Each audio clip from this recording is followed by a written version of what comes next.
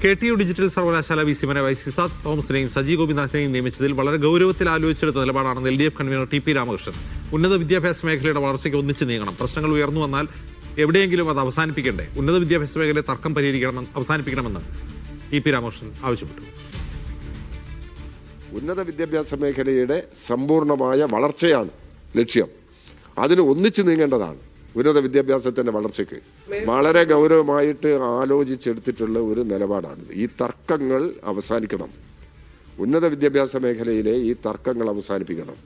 തർക്കങ്ങളിലേക്ക് എത്തിക്കുന്നതിന് വേണ്ടി നിയമവിരുദ്ധമായ ചില നടപടികൾ അവിടെ ഗവർണറുടെ നേതൃത്വത്തിൽ സ്വീകരിച്ചിട്ടുണ്ട്. എന്നാൽ ഞങ്ങളുടെ അഭിപ്രായം, ചിലപ്പോൾ ഗവർണർക്ക് തിരിച്ചഭിപ്രായം ഉണ്ടാവാം.